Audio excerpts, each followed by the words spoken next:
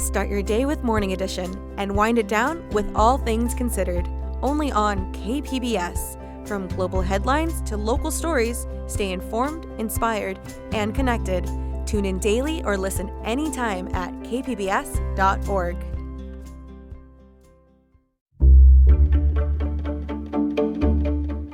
Good morning, I'm Lawrence K. Jackson. It's Wednesday, December 10th. District leaders say special education is underfunded. More on that next, but first, the headlines.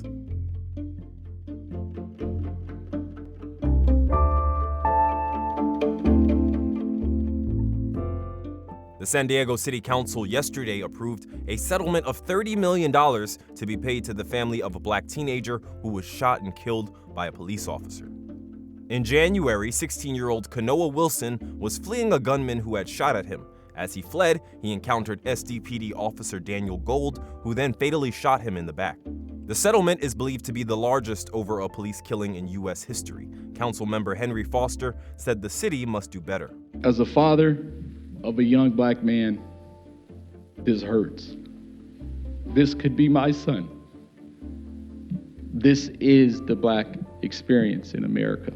The district attorney's office is still investigating the case and has not yet decided whether to file criminal charges against the officer. The Oceanside Museum of Art, or OMA, was given nearly $4 million from the state to support the museum's expansion and renovation. State Senator Catherine Blakespear from Encinitas presented the city with a check on Monday. OMA has been trying to raise funds for almost 2 years now, and thanks to this recent donation, the project can now begin. The museum is expanding to the empty fire station building next door, and up first is restoring its exterior. Once the expansion is complete, the museum will have added 10,000 square feet, including classroom, exhibition, and permanent collection space. The Karen Cooper Foundation and the San Diego Humane Society made this holiday season special for some 600 pups as they await their forever home. Yesterday, the organizations held the Toys, Treats, and Tail Wags event at the Humane Society's San Diego campus. The pups each got a toy and a treat. The Karen Cooper Foundation says they will deliver toys and treats to more than 8,000 dogs across 56 shelters, including all Humane Society locations in the county. The foundation was created to inspire acts of kindness and celebrate Karen's life and love for animals. From KPBS, you're listening to San Diego News Now. Stay with me for more of the local news you need.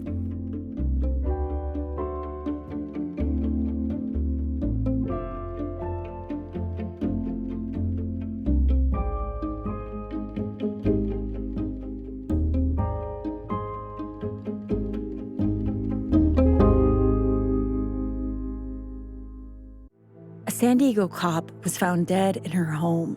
Almost 8 years later, her department still won't release the full case files to her family. I want to know more about that night. I still have so many questions, I don't even know what to ask. The family's fight for transparency, out now on One of Their Own, wherever you get your podcasts.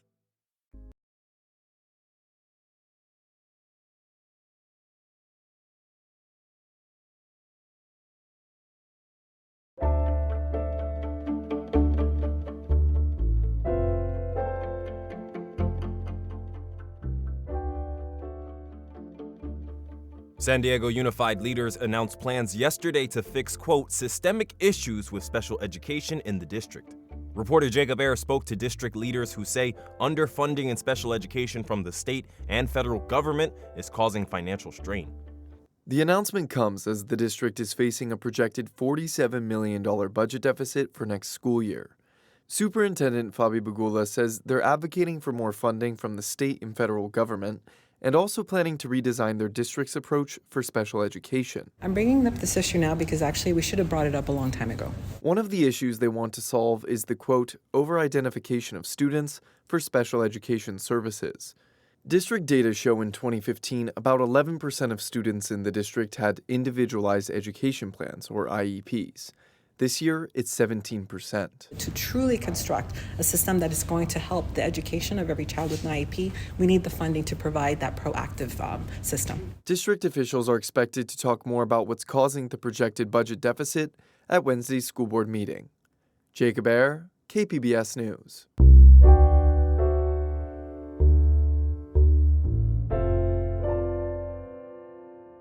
Crews working on a train track project over the Batiquitos Lagoon are also working on a project to help an endangered bird.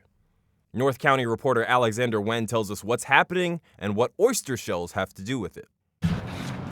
As any expectant parent knows, there's a lot of work getting the nursery ready before the baby comes. In a way, this is what these Sandag crews are doing, prepping the nursery, but they're doing it for the birds, literally. To rebuild this W2 lease turn nesting site that we're currently standing on. Tim Pesci is a senior environmental planner for Sandag. He says the restoration work began earlier this fall, after the nesting season ended in August. The hope is to restore it to its original 4.2-acre size. Over time, it has started to erode a little bit, so we are pushing that sand back up against the site to restore it back to its original size and to prevent it from eroding in the future. On Tuesday, crews spread crushed oyster shells on the site. It's to help camouflage the eggs. Alexander Wen, KPBS News. Some academics, clergy, and activists have emphasized to KPBS in the last year that America's democratic salvation lies in its citizens, their ability to talk to one another across party lines, unite to solve local problems, and demand better government. Public Matters reporter Amita Sharma spoke to 3 San Diegans about what those conversations and actions might look like. Democrat Juliana Collins, Republican Victor Lopez, and Independent Mary Jo Petrovelli. I know that each one of you are friends with people and or are related to people who hold different political views. How have those relationships fared over the last several years amid our fractured politics? Before this current era, it was easier to find common ground with people and sort of navigate around those challenges. But now we're seeing such extremes on all sides that finding that common ground is much more difficult. And there's certain people that I just cannot relate to anymore. And I have to cut ties with those people.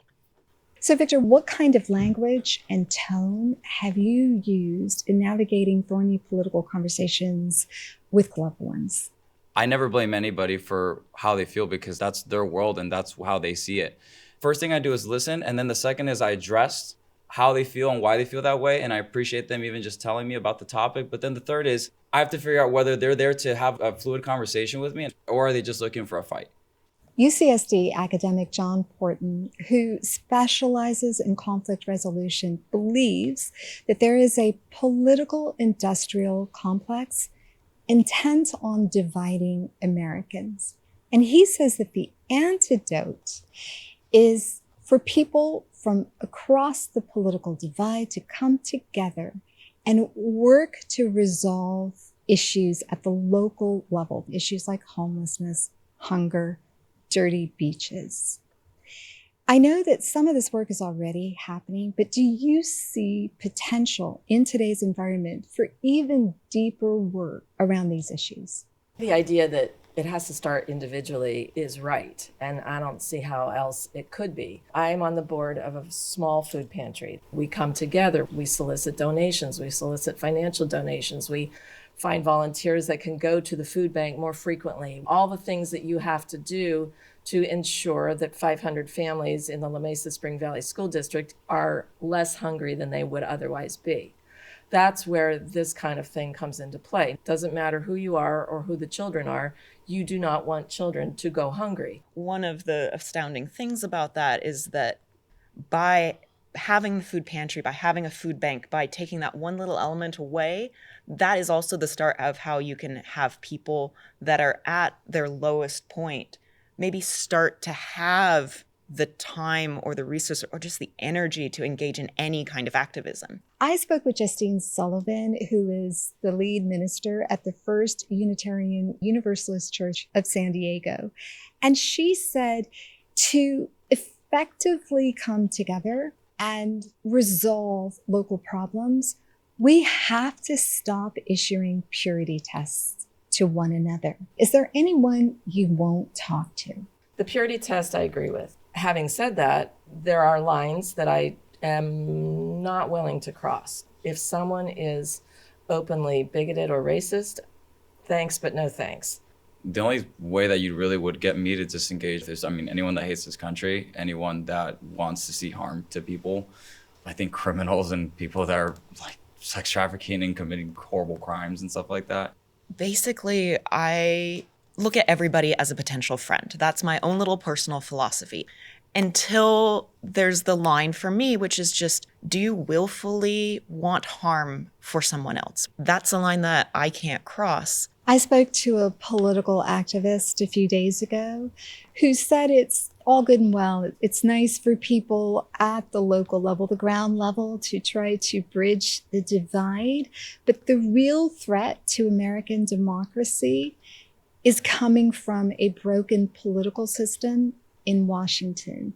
And that this work that we've been discussing is really just a blip on the screen. Do you agree?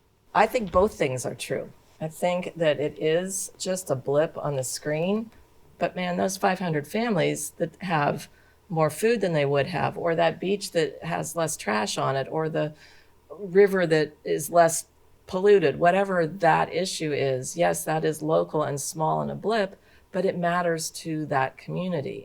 That was Public Matters reporter Amita Sharma talking to San Diego voters. For the full interview, go to kpbs.org. An upcoming performance with dancers and musicians is about honoring the little things alongside the heaviness and chaos of the world. Arts reporter Julia Dixon Evans takes us inside a rehearsal. Dancer and choreographer Giovanna Francisco says she is most aware of outside pressures based on how they feel in her body. So I was noticing how taking on the weight of things with things in my family or things just in the world and the chaos of everything all the time, and how it would make me feel heavy and it would translate into my movement. And I started to think about how this is something that we all experience. Francisco is the creative director of All the Big and Little Things, which is informed by the ways we carry our burdens. Can you do the rain stick? Musician Zain Shrem-Besnoy was prompted by Francisco to study how sound and music are perceived. Can we notice our relationship to sound? Can we notice when it turns into music, or when we feel like it's music, and kind of like blurring that line? These sounds include clarinets, slide whistles, harp, poetry, even balls bouncing on hand drums. Performances take place this weekend at San Diego City College's City Gallery. Julia Dixon Evans, KPBS News.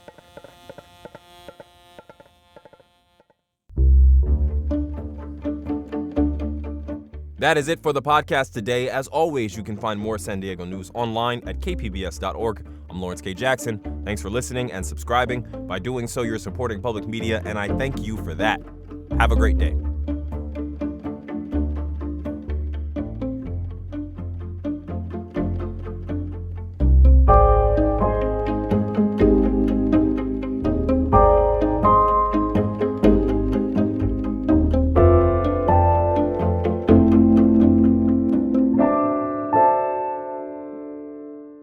KPBS On Demand is supported by Zocalo Public Square, presenting a panel discussion and screening with food and drinks, exploring the history of deportation with MacArthur geniuses Alex Rivera and Kelly Little Hernandez at Bread and Salt on December 13th. Sign up for no cost at zps.la/KPBS.